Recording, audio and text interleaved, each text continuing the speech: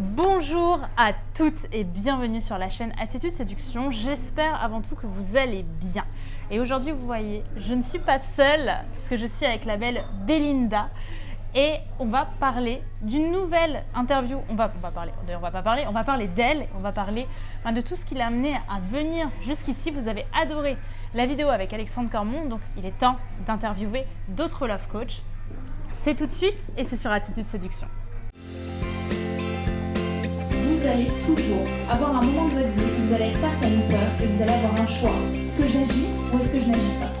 Les efforts paient toujours. Le travail paie toujours.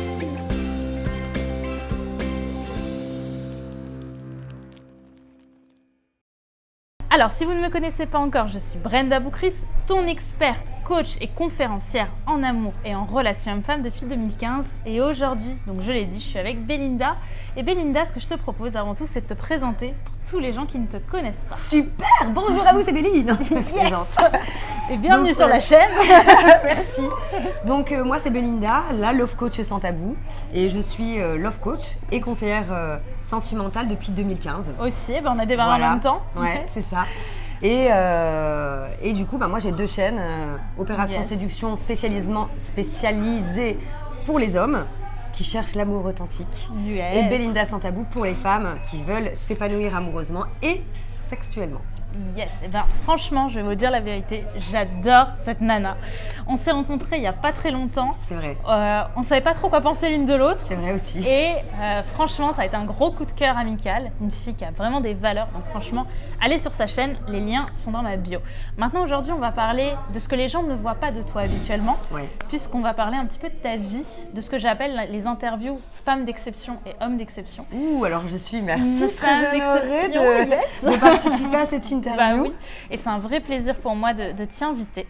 Donc forcément, ça va être une interview un peu qui a piqué un petit peu. D'accord. Mais je pense que c'est important de montrer aux gens justement que derrière nos super rôles de coach, on est des humains bien sûr. et on est des femmes. Donc première J'ai pas peur. question, yes. Première question, Bélie. Parle-nous un peu de ton enfance. Alors il y a beaucoup de choses. Parle-moi de comment tu étais quand tu étais petite fille. Quand j'étais petite fille, j'étais timide. J'étais très timide, j'avais pas du tout confiance en moi et j'étais très très calme. Ouais. Mais alors, et j'étais un peu sauvage, je restais vraiment dans mon coin. J'avais des amis, mais arrivé au collège, après, donc c'est plus l'enfance, plutôt l'adolescence, arrivé au collège, je me suis complètement isolée puisque j'ai été à l'âge de... Ouais, j'avais 13 ans. 13 ans, j'ai eu une relation amoureuse pendant 7 ans. Ah oui. Donc forcément, j'ai été vite femme, quelque part. Bah ça c'est très intéressant. Et comment ça se passe quand à 13 ans tu te mets en couple un peu naïvement? J'ai envie de dire, Ouais. tu penses pas que ça va... Enfin si, tu le penses. Si. Quand on a 13 ans, on pense à tu trouver l'homme penses de que notre c'est vie. ton mari. Voilà. Ça, c'était sûr. Donc j'étais constamment dans l'attente. Et comme j'étais très jeune, lui il était beaucoup plus âgé, il avait 17 ans, j'ai oublié de le dire. Voilà. Ah ouais, 17 13 ans, ouais. 17 ans, ouais. Donc pendant 1 an et demi, 2 ans, ça a été des bisous. Et moi je faisais que l'attendre, donc on se voyait, on discutait, etc. Mais en fait, ma première relation amoureuse, clairement, ça a été exclusivement du fantasme. C'est-à-dire que je m'imaginais que ça allait bien se passer alors que ça se passait très mal. Et j'ai patienté, constamment patienté, j'étais Tu attendais effacée. quoi? J'attendais qu'il me rende heureuse. Ouais. Parce que j'ai eu une enfance où j'ai vite grandi, ça n'a pas toujours été très évident. Et donc du coup, c'est comme si j'allais chercher chez lui. C'est comme si j'allais chercher chez lui comme un père pour comprendre un peu mieux la vie, etc. Mais ouais, c'était quand même particulier, quoi. Et tes parents, comment ils ont réagi par rapport à cette relation? Forcément, je demande parce que c'est quand même relativement étonnant, hein, du 13-17 pendant 7 ans. C'est très intéressant ta question parce qu'en fait, si tu veux, mes parents, moi, m'ont vue tout de suite grande. J'ai été très vite grande, c'est-à-dire que quand j'étais petite, je m'occupais aussi de mes petites sœurs. T'étais la grande sœur. J'étais la grande sœur, exact. Donc du coup, pour eux, c'était, alors pas étonnant, mon père un peu quand même. C'était surtout pour la sexualité. Comme j'étais jeune, il m'a dit, mais Bélie, attention quoi. Ouais. T'as eu des rapports assez jeunes, quoi. Assez jeune, oui, j'avais 14 ans. Ah ouais, donc 14 ans et demi, parce que l'ennemi compte. L'ennemi compte, à cet âge-là, l'ennemi compte. donc voilà, et mon père, l'a bien vécu, mais par contre, il me voyait malheureuse. Parce que je pleurais presque tous les jours. J'attendais jusque dès minuit, 1h du matin qu'il rentre juste pour me faire un bisou. Enfin, c'était vraiment particulier, quoi. Et comment justement tes amis, est-ce que tu as eu de la jalousie envers tes copines de l'époque? D'être avec un homme comme ça qui a 17 ans, qui est un peu, j'imagine, le bad boy, c'était le bad boy, du quartier. Ouais. Avec la BR6 et tout. En fait, ce qui s'est passé, c'est que quand j'étais avec lui, du coup, j'avais plus d'entourage. Ça, c'est des erreurs fatales que beaucoup de personnes font encore. C'est-à-dire que quand on se met en couple, on voit plus personne à côté et c'est ce que j'ai fait. Donc du coup, la jalousie, oui. Je me souviens qu'au collège, les gens, mes camarades, n'osaient pas trop me parler parce qu'ils se demandaient qui j'étais. Parce que j'étais quand même j'étais quand même en couple depuis plusieurs années. Impressionnant. Quand tu es au collège, c'est rare. Oui, et puis avec un mec plus âgé. Et puis j'étais un peu dans mon coin, donc ils ne savaient pas trop qui j'étais. Alors j'avais des copines, mais non, il n'y avait pas eu trop de jalousie avec mes copines, parce que j'en avais pas beaucoup. Et donc ça s'est arrêté vers tes 20 ans à peu près, c'est ça? 18 ans. À 18 ans. Ouais, 14, 15, 16, 17, 18, non plus, t'as raison. 20 ans, parce que j'ai pas du tout la notion du temps. J'ai pas du tout la notion du temps. Et oui, et en fait... Comment ça s'est... je l'ai quitté. Qu'est-ce qui s'est passé à ce moment-là dans ta tête? Parce qu'après 7 ans, quand même, on est sur une bonne routine. Ouais, mais en fait, j'avais le cœur bousillé. Clairement, je me suis bousillé le cœur en espérant des choses. Et à un moment, j'ai commencé à travailler. J'ai arrêté l'école très tôt parce que j'étais clairement pas une bonne élève. J'aimais pas l'école. Et ce qui s'est passé, c'est que j'ai eu un coup de cœur pour un collègue. Yes. Vraiment, je me suis dit Et je me suis dit, tiens, c'est quand même bizarre d'avoir des envies pour d'autres mecs. Parce que moi, mon homme à l'époque, si tu veux, lui, il me disait de regarder par terre, etc. Quelqu'un de très jaloux. Donc j'avais pas eu l'occasion de pouvoir m'ouvrir un peu au monde. Et quand j'ai travaillé, là, forcément, ma vie a commencé à changer. Et là, je me suis dit en fait que c'était une relation qui ne me rendait pas heureuse et que je voyais pas mon avenir avec lui, quoi. C'est important que tu dises ça parce que je pense que quand on arrive dans cette situation-là, mesdames, parce que je pense qu'il y en a beaucoup qui sont dans ce sens-là, on a une tendance à vouloir changer les hommes. Ouais. En fait, on a tendance à leur dire, il est bad boy, je vais le rendre prince charmant. Ouais. C'est très ce qui se passe dans les séries, dans les films hollywoodiens, dans les livres à l'eau de rose.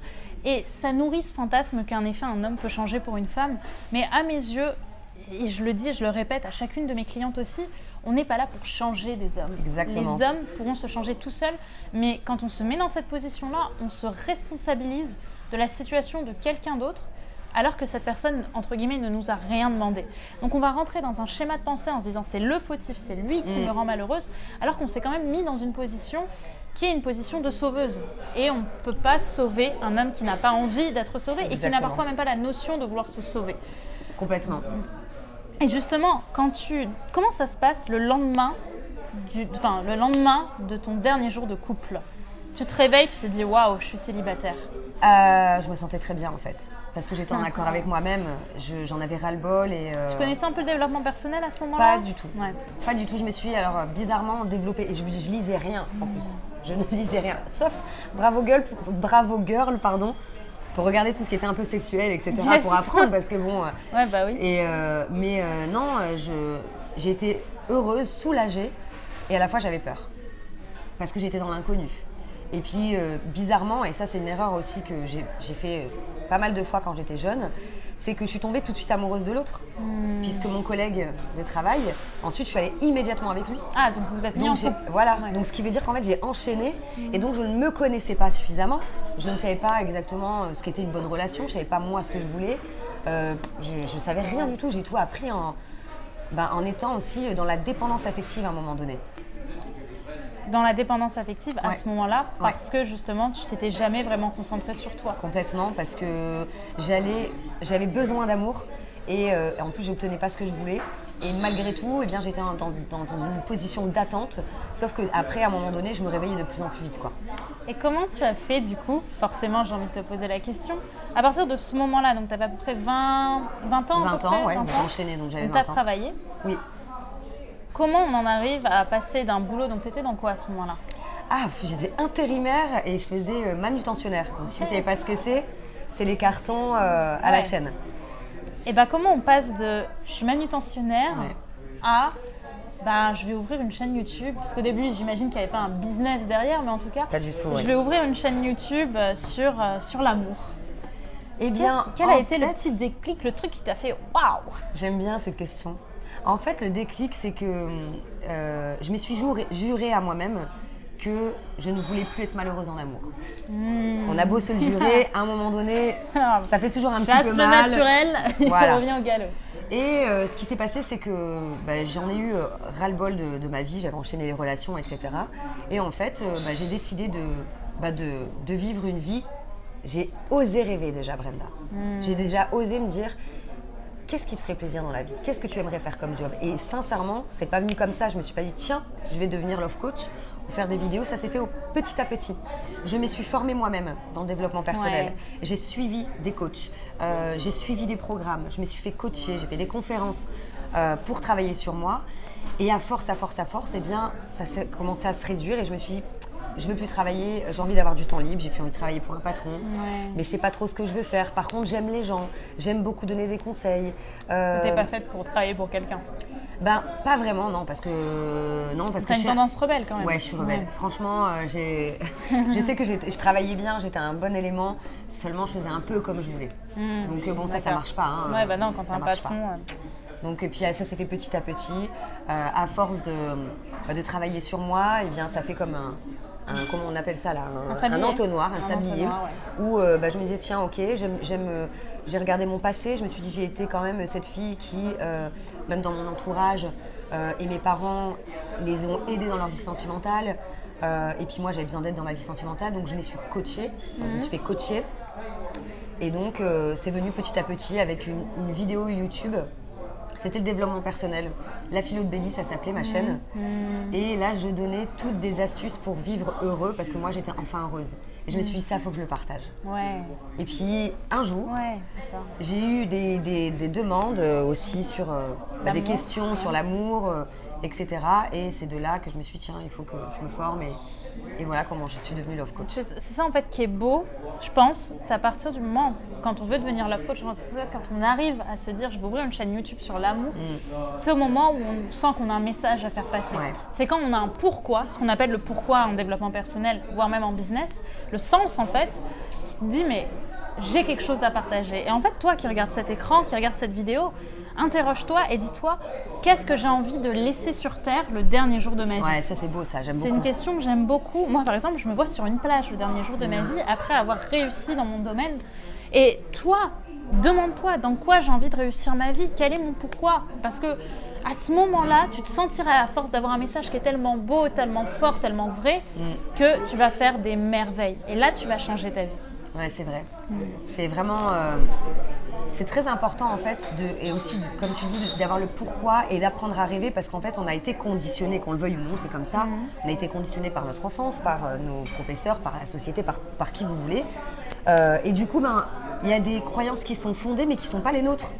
En réalité, moi, je sais que ma vie, elle était tout à fait basique parce que tout le monde faisait comme ça. Et sauf qu'au fond, vous savez, quand on ferme la porte, à un moment donné, j'en sais rien si vous vivez peut-être en couple ou pas, mais vous avez déjà été en couple. Il y a un moment où on se retrouve seul face à soi-même. C'est-à-dire qu'on va fermer la porte, on va fermer les yeux pour dormir et la machine se met en route. Et comment je me sens, etc.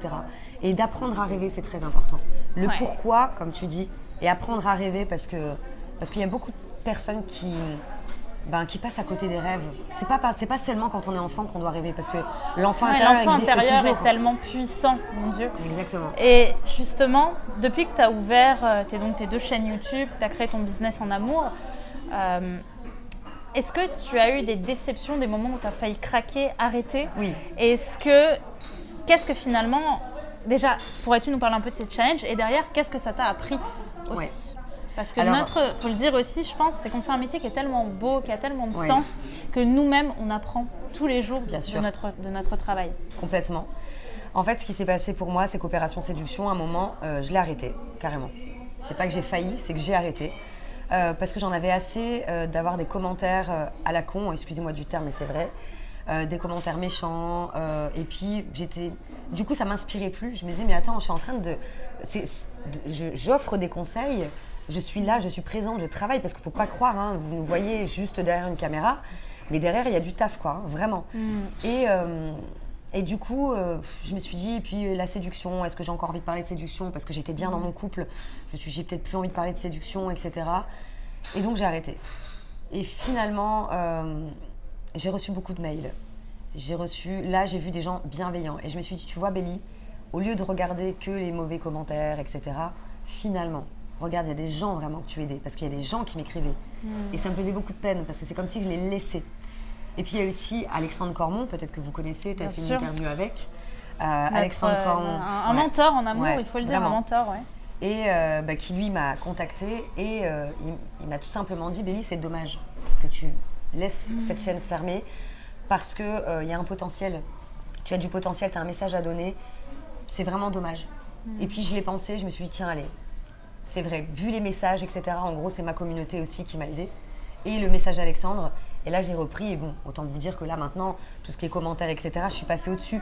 Mais il y a eu un moment où non. À un moment donné, ça m'a fait de la peine, quoi. Bien sûr. Et il faut dire ce qui est, c'est qu'on reçoit nous-mêmes énormément de commentaires qui sont parfois très durs, mais aussi des douleurs qui vont prendre sur notre travail. Parce qu'on n'a pas un travail de comptable qui est, entre guillemets, du action-réaction. Oui. On a un travail dans lequel on engage notre propre sensibilité et notre empathie. Et parfois, nos propres challenges de vie, parce que des ruptures, des trahisons aussi, parfois, qui font que ça va avoir des répercussions sur notre business, sur notre travail. Et parfois, c'est très dur. Moi, j'ai pas forcément pensé à arrêter, mais à un moment, j'ai eu très peur. J'ai eu très peur parce que je me suis dit, Brenda, tu crées quelque chose d'absolument énorme. Ouais. Est-ce que, tu sais, on se demande, est-ce qu'on a les épaules pour engager un truc aussi gros qui va autant impacter le monde? Maintenant, je sais que oui, parce que j'ai travaillé sur moi, mais on a tous nos failles. Il ne faut pas penser que, et c'est ça aussi que j'en veux à certains coachs, de donner une image idéalisée de la vie et de l'humain, alors que nos failles vont rester et on en aura toujours. Et c'est ce qui fait notre beauté. Essayer de devenir par cause à effet un robot et de penser comme un robot, c'est foutu. Vous allez augmenter votre ego et réduire votre confiance en vous. Ouais, c'est vrai. Et votre estime de vous. Oh, j'aime bien comment tu le dis. Ah, beauté Brenda. Non, mais je suis complètement d'accord. Et c'est vrai que moi aussi, à un moment, c'est marrant parce que du coup, tu m'as fait penser à ça. Je me souviens, j'avais fait une vidéo, la toute première vidéo sur la sexualité et le cunilingus. Ouais. Comment est je m'en souviens, cette vidéo.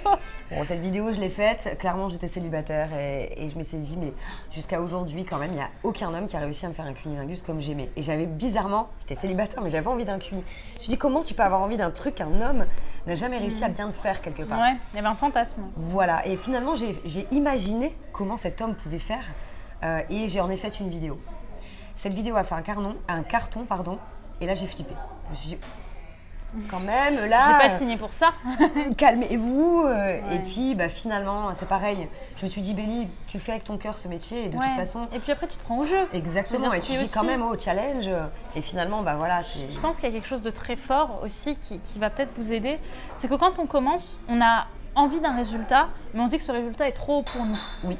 Et on se dit, mais on va jamais y arriver. Et c'est pour ça qu'on n'agit pas. Sauf qu'en réalité, tu vas pas y arriver en un jour. C'est quelque chose qui va prendre des mois, voire des années. Et psychologiquement, tu vas changer et ton esprit va s'adapter aux situations qu'il va vivre. C'est normal, c'est l'instinct de survie. Tu t'adaptes. Il y a une capacité chez l'humain d'adaptation.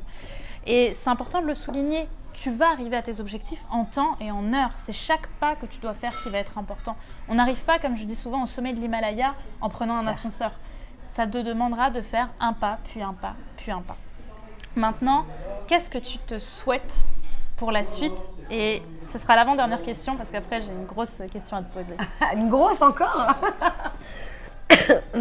Qu'est-ce que tu te souhaites aujourd'hui? Ce que je me souhaite? Qu'est-ce que tu as envie de dire? J'ai une meilleure question. Qu'est-ce que tu as envie de dire à la Belinda dans 10 ans? Ah, c'est joli ça, j'aime beaucoup. Dans 10, 20, 30 ans. Ce que j'ai envie de te dire, Bélie, déjà dans un premier temps, c'est de rester comme tu es. Déjà dans un premier temps, au niveau de l'authenticité. Pour moi, l'authenticité, c'est quelque chose de primordial dans ma vie de tous les jours et dans mon métier. Cette façon d'être naturelle, etc. Et dans 10 ans, ce que j'ai envie de te dire, c'est de te féliciter parce que je sais, tout simplement, que tu auras atteint ton objectif final que tu sais au fond de toi. Et vraiment, voilà, félicitations parce que je sais combien tu as mis tout ton cœur. Et combien c'est authentique. J'insiste vraiment là-dessus, mais c'est tellement important pour moi l'authenticité. Ouais, c'est important. Et forcément, il y a la dernière question qui du coup est bien amenée. Qu'est-ce que tu dirais à la Belinda de 13 ans? Oh. Ah, c'est très émouvant. Ouais, je sais. À la Belinda de 13 ans, qu'est-ce que je lui dirais? Qu'est-ce que je lui conseillerais ou qu'est-ce que j'ai envie de lui dire si elle était là devant moi? Ce que tu veux. Ce que tu veux. C'est une question qui est ouverte. D'accord, ok. J'aime beaucoup. Ce que j'ai envie de dire à ma petite Bélie de 13 ans, c'est bravo. Bravo parce que franchement, t'en as chié, c'est vrai. Mais t'as toujours, au fond de ton cœur, su que t'allais réussir dans ta vie de femme, dans ta vie sentimentale. Ça, c'était quelque chose qui était très important pour moi à l'âge de 13 ans. Bravo aussi pour ce que tu fais pour le monde.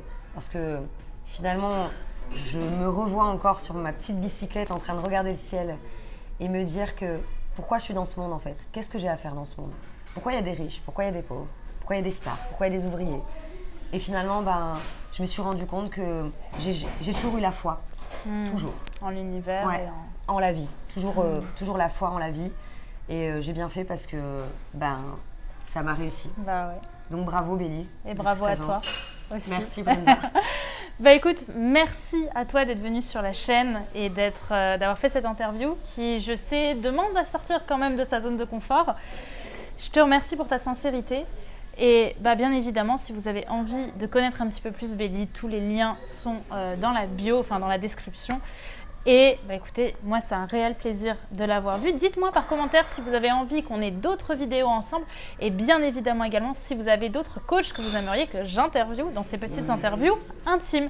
Je vous laisse regarder tout ça. N'oubliez pas de vous abonner à la vidéo en cliquant, à la chaîne, en cliquant sur le bouton rouge juste ici, à liker évidemment la vidéo. Et on se retrouve demain pour une nouvelle vidéo sur Attitude Séduction. Bye. Ciao, ciao.